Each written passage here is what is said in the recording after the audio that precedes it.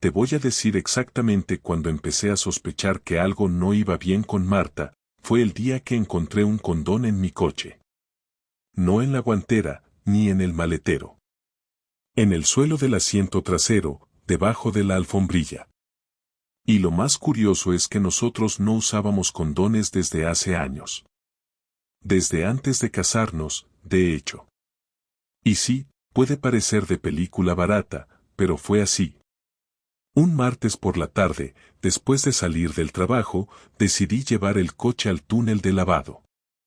Mientras quitaba las alfombrillas para aspirar bien, ahí estaba, un envoltorio de Durex, arrugado, como si alguien lo hubiera pisado. Me quedé quieto, con el corazón palpitando fuerte, mirándolo como si acabara de encontrar un arma. Mi primera reacción no fue el enfado. Fue la confusión. Porque ese coche lo usábamos los dos, sí, pero esa semana había sido Marta quien más lo había cogido. Yo trabajaba desde casa, y ella, como profesora en el instituto, lo usaba a diario. Intenté convencerme de que podía ser de cualquier otra persona, alguien que se subió en algún momento, un amigo de ella, un alumno haciendo alguna broma. Pero no. Algo dentro de mí dijo, Javi, no te hagas el gilipollas. No dije nada, no esa noche. Me guardé el envoltorio en el bolsillo y preparé la cena como si nada. Pero mientras ella hablaba de sus clases y del nuevo director que le tocaba las narices, yo no podía dejar de mirarla. Pensaba, ¿será capaz? ¿De verdad me estás mintiendo a la cara? Lo peor de todo es que, hasta ese momento, yo pensaba que estábamos bien. Llevábamos 8 años casados, no teníamos hijos, por decisión mutua, y vivíamos cómodamente en Salamanca, en un piso que habíamos reformado juntos.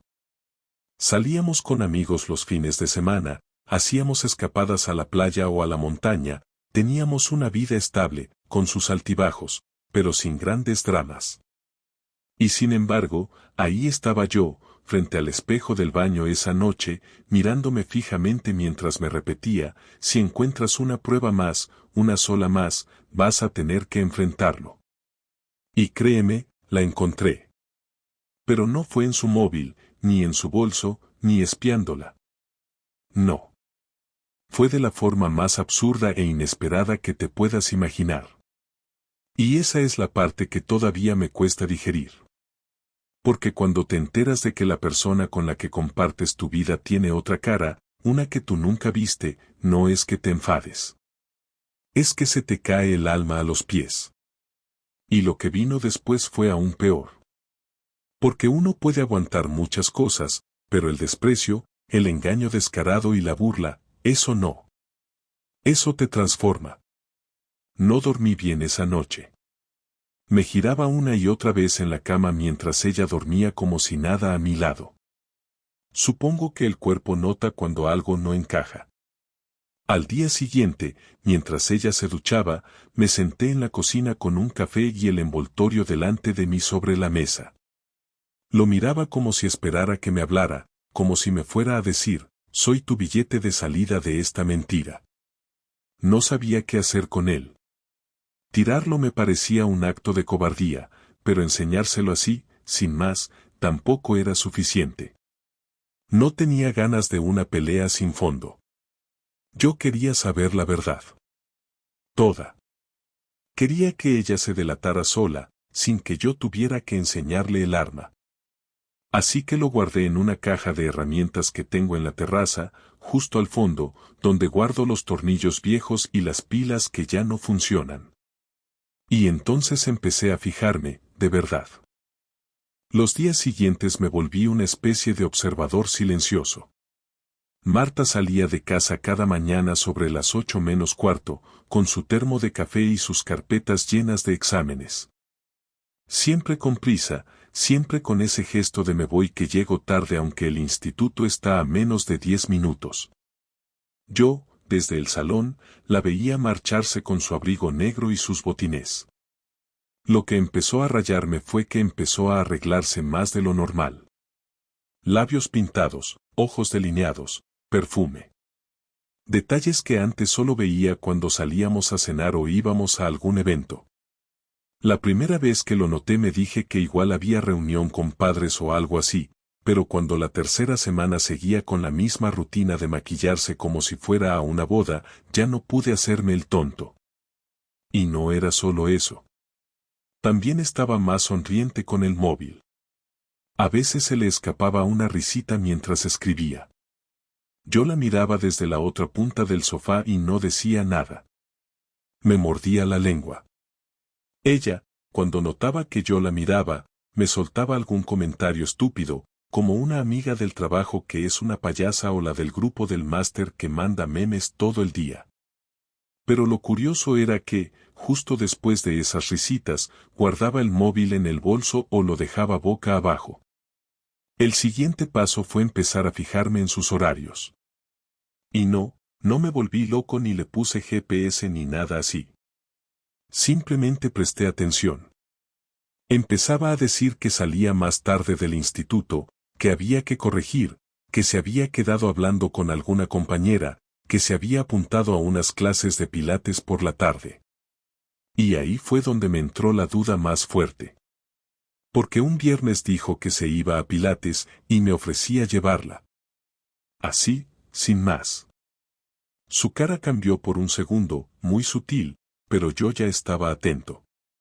Dijo que no hacía falta, que era muy cerca y que además luego se iba a tomar algo con las chicas. Las chicas eran 3 profesoras con las que salía de vez en cuando, así que en teoría no había nada raro. Pero esa noche, cuando volvió, venía con el pelo mojado y sin maquillaje. Me dijo que se habían ido a un bar donde acabaron con risas y que una de ellas la empapó sin querer con un vaso de agua. La típica anécdota contada con tono ligero, como para quitarle importancia. Lo que me mosqueó fue el olor. No a perfume. A otro tipo de olor. A uno que conocía, pero no de ella. Un olor a cuerpo sudado, a sexo reciente. No hay que tener un doctorado para reconocerlo. Me fui a la cama en silencio y esa noche volví a girarme hasta que amaneció. El lunes siguiente le dije que tenía que salir a una reunión con mi jefe en Madrid. No era verdad. Pero necesitaba moverme. Ver algo. Sentir que hacía algo. Me fui al centro de Salamanca, compré un café y pasé la mañana caminando sin rumbo. No tenía un plan. Solo sabía que ya no podía seguir así, tragando saliva como si no pasara nada. Fue entonces cuando decidí pasarme por el instituto. No para hablar con ella, ni para montar un numerito. Solo para ver si el coche estaba.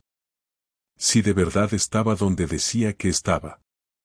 El aparcamiento del centro estaba casi lleno, pero su coche no estaba. Esperé 1 hora. Luego otra. Ni rastro. No estaba en clase, y tampoco en pilates. Llamé al centro desde una cabina. Dije que era un padre y que quería confirmar si mi hija estaba apuntada a extraescolares, una excusa cualquiera. Me dijeron que Marta ese día había pedido horas libres por asuntos personales. Fue como una bofetada seca. No había duda ya. Me fui directo a casa. Ese día llegué antes que ella. Me senté en la cocina como si nada. Cuando entró, saludó con normalidad, dejó el bolso en la silla y fue directa al baño. Salió con el pelo algo húmedo y me dijo que se había duchado en el gimnasio.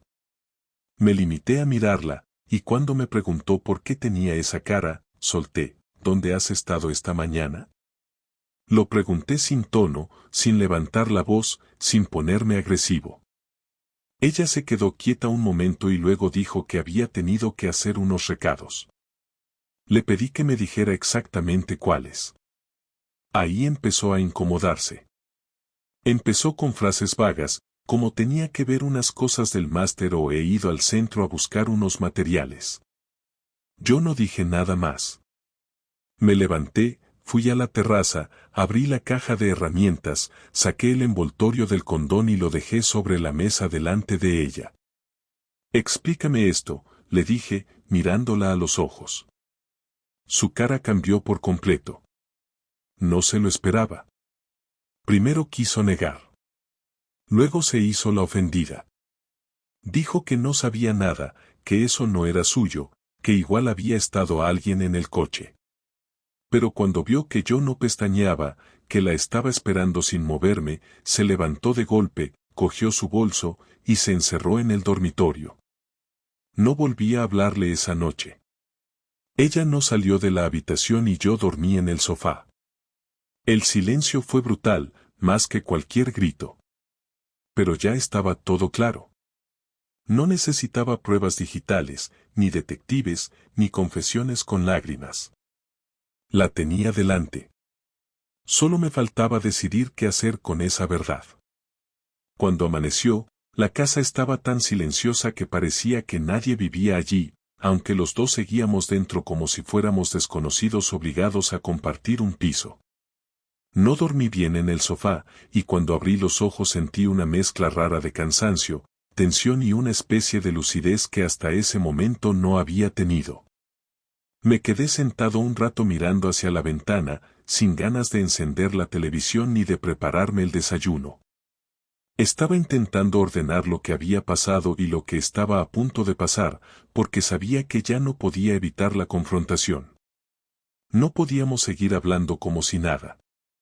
No podíamos comportarnos como si no hubiera un objeto guardado en una caja que no debería haber existido en mi coche. Cuando escuché que se movía en la habitación, respiré hondo porque sabía lo que venía. Cuando salió, llevaba la misma ropa de la noche anterior y la cara marcada de no haber descansado.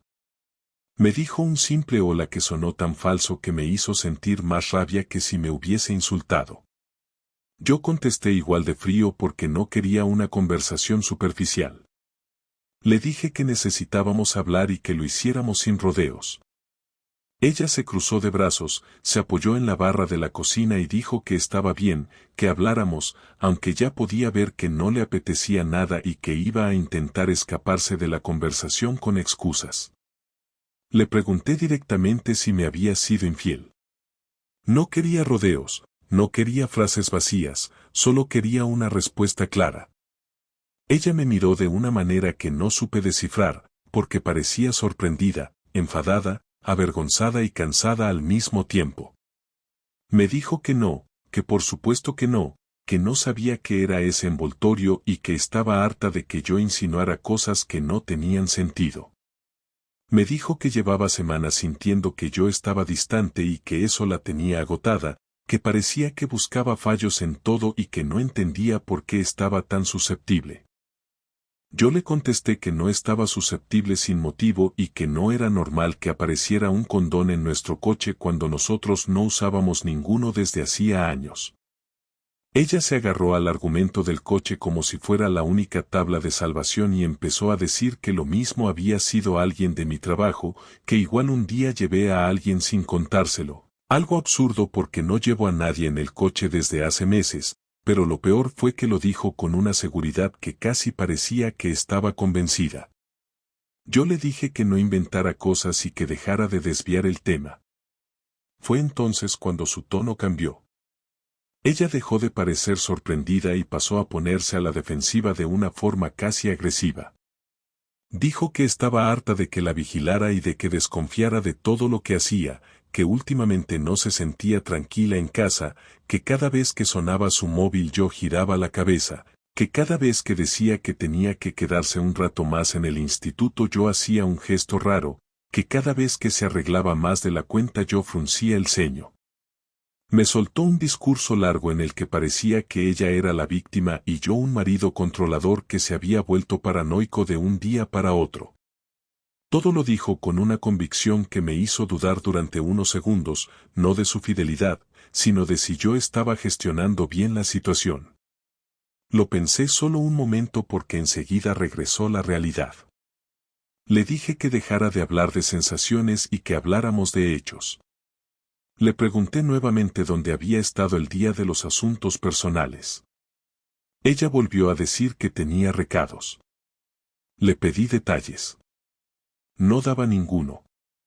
Le pregunté por qué mentía sobre Pilates y tampoco hubo respuesta convincente. Le dije que no podía hacerme creer que un envoltorio había aparecido en medio del asiento trasero por casualidad. Entonces ella se sentó, se tapó la cara con las manos y dijo una frase que me dejó helado por lo inesperada que fue: no quiero que pienses que soy una mala persona, no quiero que esto se convierta en un ataque, no quiero que pienses lo peor de mí. Le dije que no estaba pensando nada más allá de lo evidente y que necesitaba que hablara con claridad. Fue ahí cuando empezó a llorar. No lloraba como cuando alguien está angustiado o triste, lloraba con un llanto raro, entrecortado, como si quisiera provocar una reacción en mí. Dijo que se sentía sola, que últimamente yo estaba más pendiente del trabajo que de ella, que la convivencia se había vuelto aburrida y que a veces necesitaba sentir que seguía siendo una mujer atractiva. No lo dijo de una forma sentimental, sino como si quisiera justificar un comportamiento que aún no había reconocido, lo cual me dejó aún más desconcertado. Le dije que si se sentía así debería haber hablado conmigo en lugar de comportarse como alguien que tiene algo que esconder. Ella respondió que no sabía cómo decirme ciertas cosas porque pensaba que me enfadarían, y aquí fue donde la conversación se volvió tensa de verdad. Empezó a elevar la voz y a repetir que yo la estaba acusando injustamente, que estaba montando una historia sin tener pruebas y que no iba a tolerar que la tratara como si fuera una cualquiera. Yo estaba intentando mantener la calma, pero la situación empezaba a descontrolarse porque cada frase que decía estaba construida para manipular la conversación. Yo le dije que no iba a caer en eso, que no estaba inventando nada, que solo quería que me contara la verdad. Ella dio un golpe en la mesa y dijo: no he estado con nadie, ¿qué más quieres que diga? Yo le respondí que quería coherencia, que quería que las cosas cuadraran y que no cuadraban. Fue entonces cuando soltó una frase que marcó un antes y un después en la discusión: si me sigues tratando como si hubiera hecho algo, al final lo acabaré haciendo. Me quedé paralizado. No sabía si era una amenaza, un reconocimiento indirecto o simplemente una frase dicha sin pensar. Ella, tras decirlo, se quedó rígida, como si se hubiera dado cuenta de que había ido demasiado lejos. Le pedí que repitiera lo que había dicho.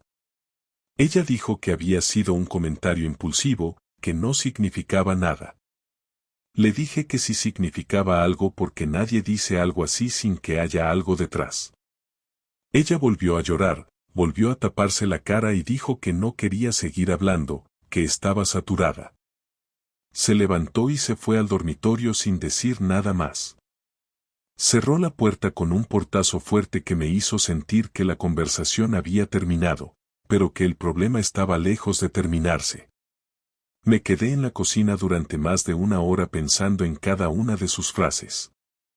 No tenía una confesión completa, pero tenía una mezcla tan evidente de mentiras, contradicciones, nervios y reacciones exageradas que ya no tenía ninguna duda.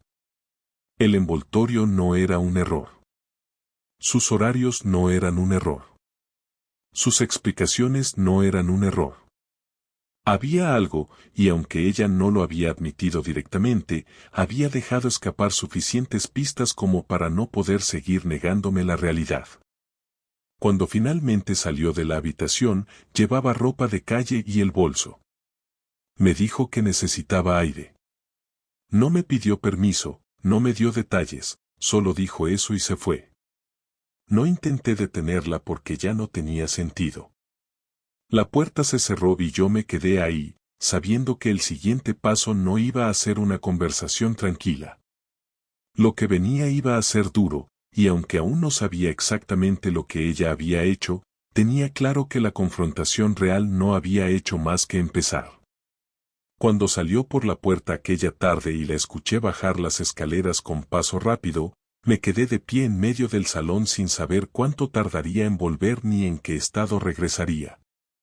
Estaba claro que se había ido para evitar seguir hablando y para escapar del peso de lo que había dicho durante la discusión, pero también estaba claro que necesitaba tiempo para preparar una versión de los hechos que le permitiera mantener el control.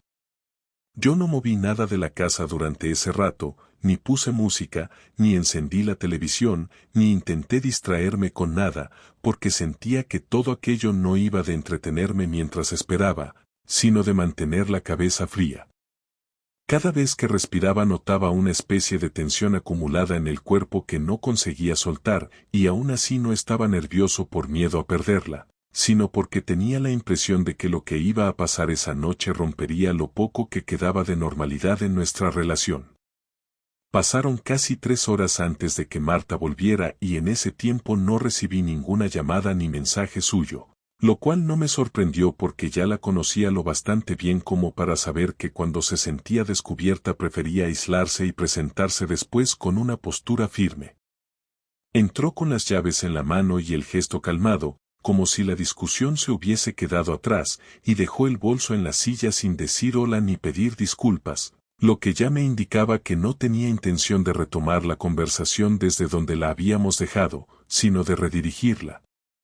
Se acercó a mí y me dijo que necesitábamos hablar de verdad y que ella también tenía cosas que decir.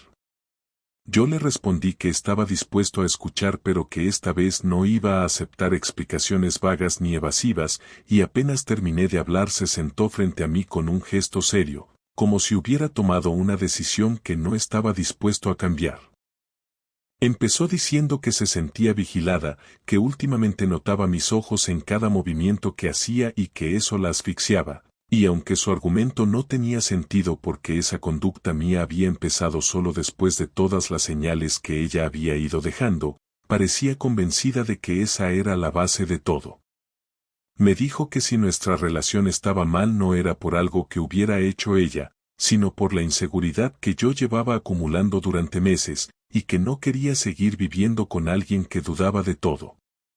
Yo le dije que no desviara el tema, que no estábamos hablando de inseguridades abstractas sino de hechos concretos, y que si yo me había puesto en alerta era porque había motivos reales. Ella respondió con un tono más alto diciendo que estaba cansada de repetir que no había pasado nada, y que la situación la estaba empujando al límite, que no podía soportar más ese ambiente de sospecha permanente.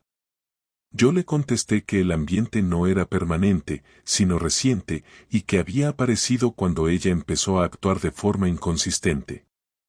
Ella continuó diciendo que necesitábamos ponernos en serio con nuestras carencias, que la rutina nos estaba destruyendo y que sentía que yo la daba por hecha, y aunque ese discurso podría haber sido válido en otro contexto, aquí aparecía más como una maniobra para justificar comportamientos que no quería explicar. En un momento dado, elevó tanto la voz que tuve que pedirle que hablara conmigo sin gritar, lo cual la enfadó aún más. Dijo que si me molestaba su tono era porque no quería escuchar la verdad, pero hasta ese momento no había dicho ninguna verdad concreta. Fue entonces cuando yo decidí cortar el discurso emocional y le dije que no saldríamos de esa conversación sin que me respondiera algo importante, si había estado con alguien o no. Ella se levantó como si la hubiera empujado y empezó a caminar por el salón sin rumbo, nerviosa, murmurando que estaba harta de esa pregunta y que no iba a permitir que yo la redujera a una acusación. Le dije que no estaba reduciéndola a nada, que necesitaba claridad y que estaba dispuesto a escuchar lo que fuera, incluso si la verdad me dolía, pero que no podía seguir viviendo con dudas constantes. Ella se detuvo en seco, se giró y me dijo que estaba exagerando y que lo que yo llamaba dudas eran paranoias, que no sabía por qué estaba obsesionado con la idea de que ella había hecho algo. Yo le dije que lo estaba porque había cosas que no encajaban. Le recordé los horarios extraños, las mentiras sobre Pilates, su ausencia mientras el centro decía que había pedido horas libres, el envoltorio del coche. Su expresión cambió, como si no esperara que volviera a enumerar todo de esa manera tan directa.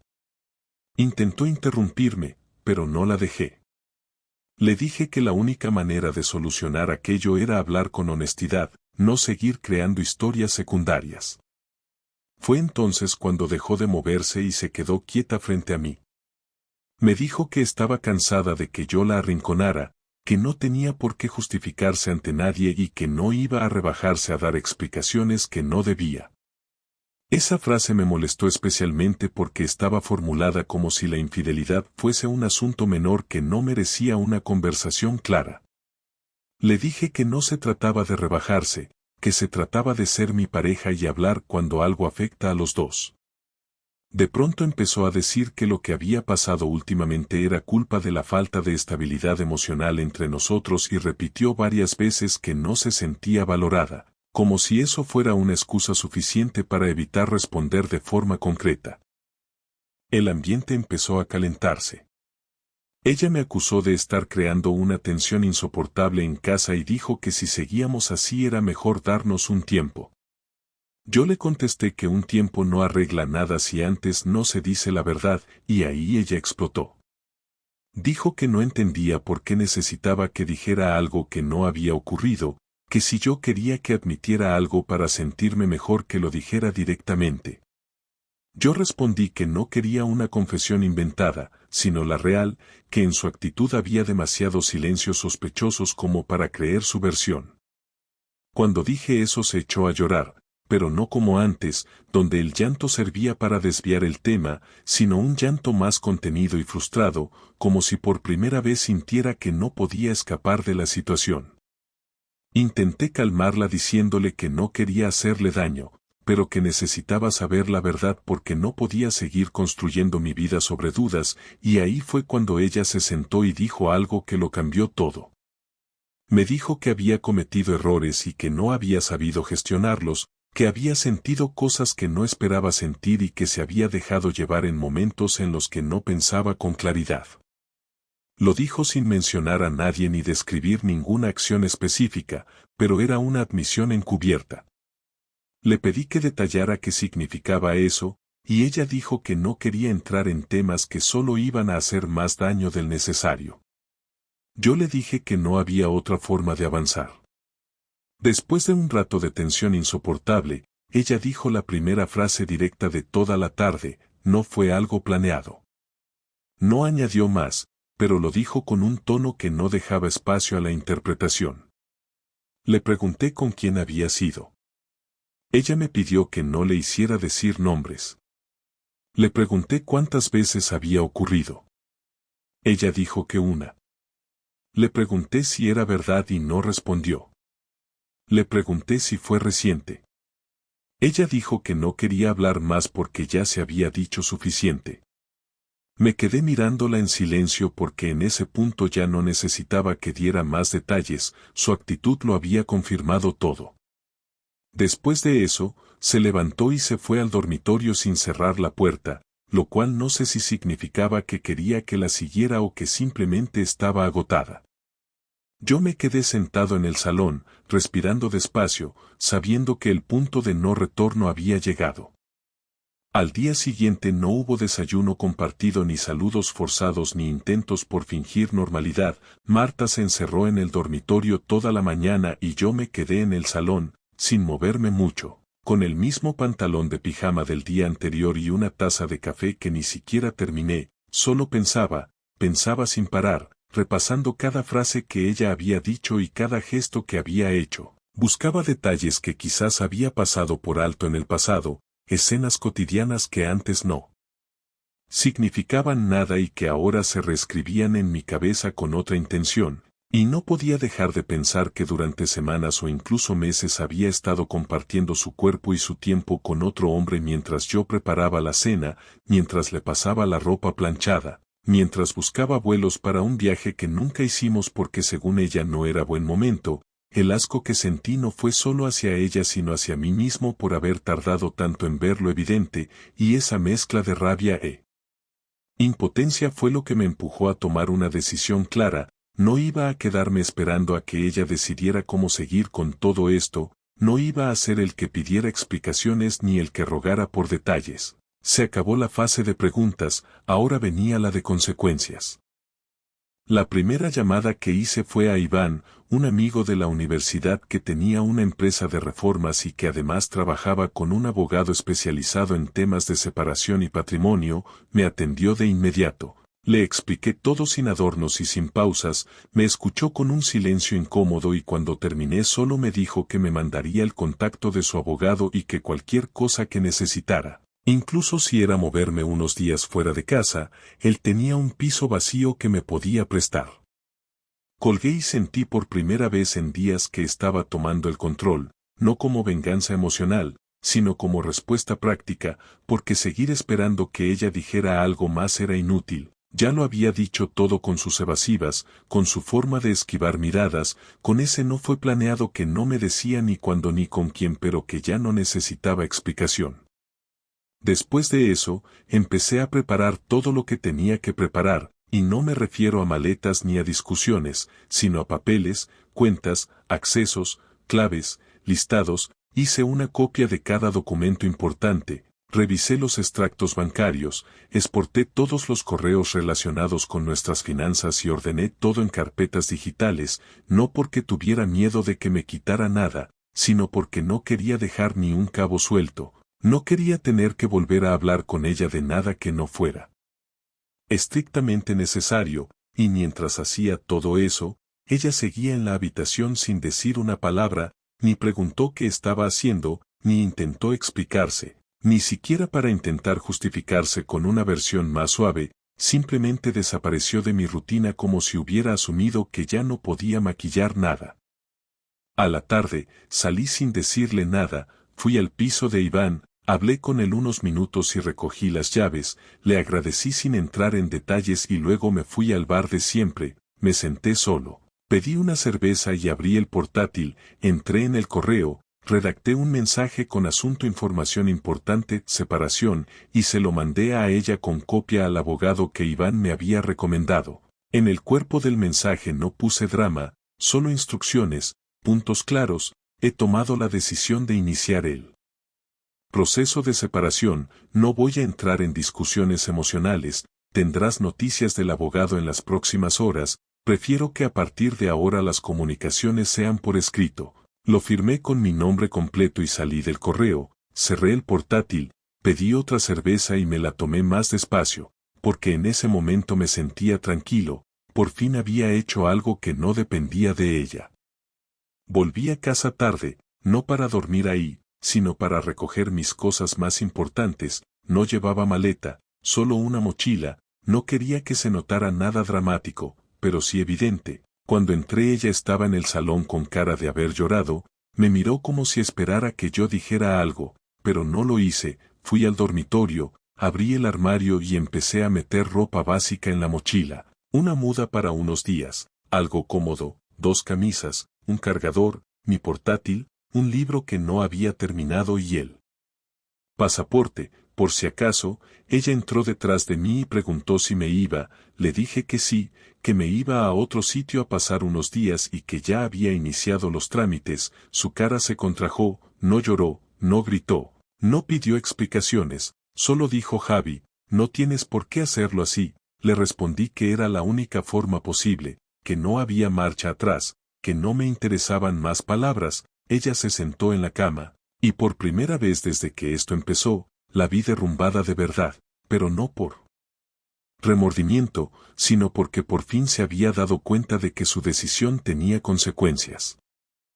Mientras bajaba las escaleras, no sentí alivio, sentí determinación, y cuando llegué al piso de Iván, no me senté a lamentarme, me puse a trabajar, organicé mis horarios. Hablé con el abogado y empecé a redactar una cronología de todo lo que había pasado, con fechas, datos y pequeñas pruebas indirectas, no para destruirla, sino para no dejar nada abierto, para que si en algún momento quería cambiar su versión, yo tuviera todo documentado, porque sabía que iba a venir el momento en el que intentaría suavizarlo todo, vender la historia de una pareja que se alejó, que se dejó de querer, que simplemente se apagó, pero no iba a dejar que el relato se escribiera así, iba a dejar claro que hubo una traición, una mentira sostenida y una ruptura provocada por su falta de respeto.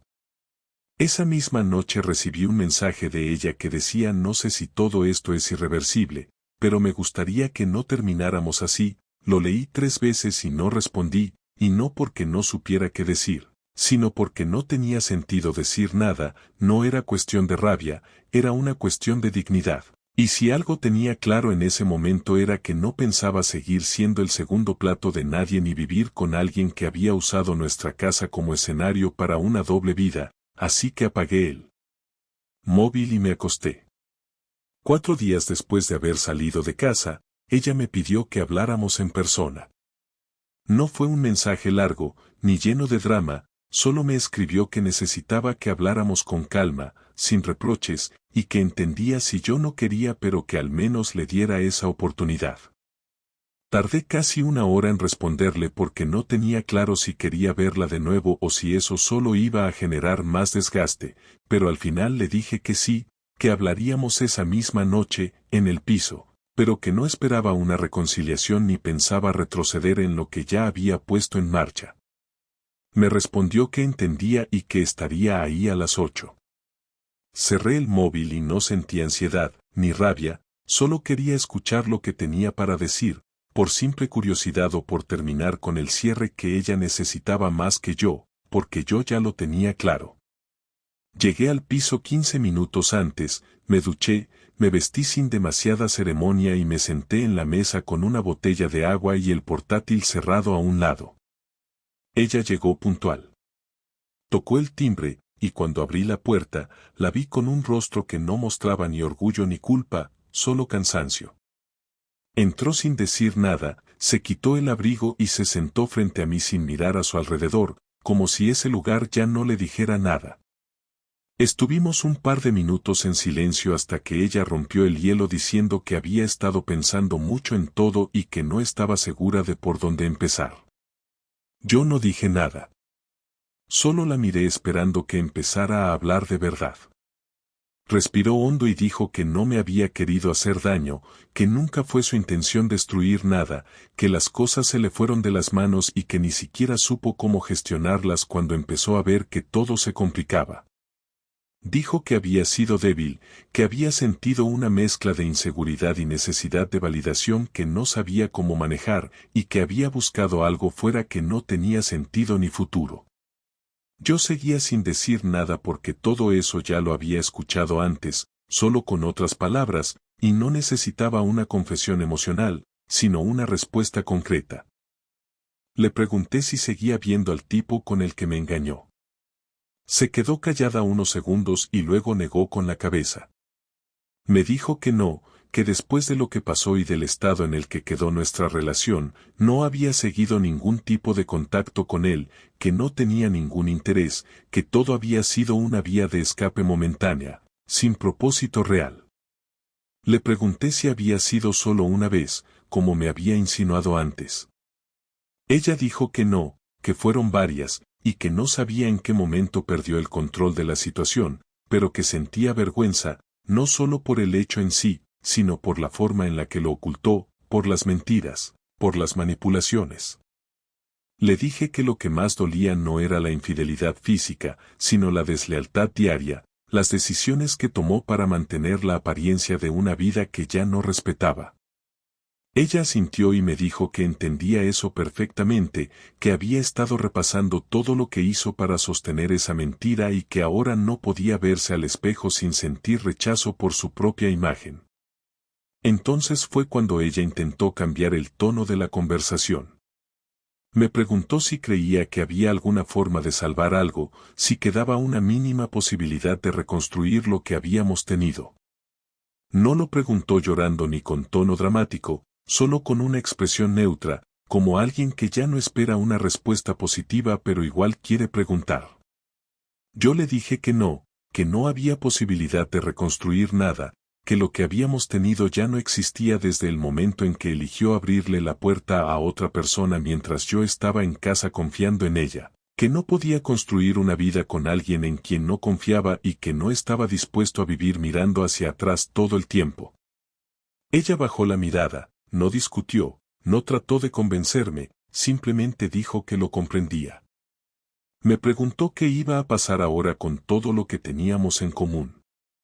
Le dije que el abogado ya tenía una propuesta sobre la división de bienes, que le llegaría esa misma semana y que sería todo muy claro.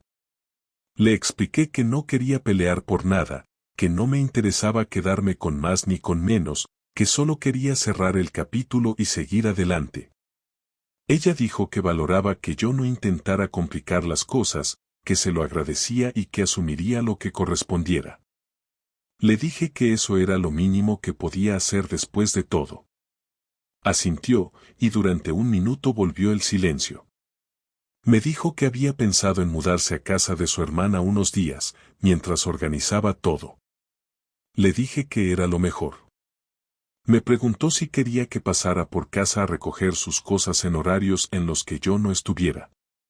Le dije que eso me daba igual, que no tenía problemas en estar, pero que prefería que no intentáramos tener más conversaciones personales, que lo que necesitáramos discutir de ahí en adelante pasara por los abogados. No como castigo, sino porque emocionalmente yo ya no tenía nada que decirle. Ella aceptó sin resistencia. Antes de irse, se quedó parada en la puerta durante unos segundos. Me miró directamente y me dijo que sabía que me había perdido para siempre, que entendía que no iba a tener otra oportunidad y que lamentaba no haber valorado lo que teníamos cuando aún estaba a tiempo. Yo no dije nada. Ella salió del piso, bajó las escaleras sin mirar atrás, y cuando escuché el portazo, supe que todo había terminado de verdad. Esa noche me senté en el sofá con una cerveza fría y puse algo en la televisión sin prestarle atención. No sentí alivio inmediato, ni una paz mágica, ni ningún tipo de satisfacción. Sentí vacío, cansancio, y una sensación amarga de haber tenido razón cuando prefería estar equivocado. Pensé en todos los años juntos, en los viajes, en las cenas, en las conversaciones nocturnas, y en cómo todo eso había terminado reduciéndose a una cadena de mentiras y silencios. Pero también pensé que, por fin, había recuperado algo que no estaba dispuesto a negociar nunca más, mi dignidad. Lo que sigue ahora no lo tengo completamente claro, solo sé que no pienso repetir los mismos errores, que no pienso estar con alguien que no sepa respetar lo que construimos, que no voy a volver a ceder tanto espacio que me borre a mí mismo. Por primera vez en mucho tiempo, tengo el control de mi vida y pienso ejercerlo sin miedo, sin dependencia emocional, sin mirar hacia atrás esperando explicaciones que nunca llegan. Lo que viene será distinto, no sé si mejor o peor, pero al menos será mío. Y con eso, por ahora, me basta.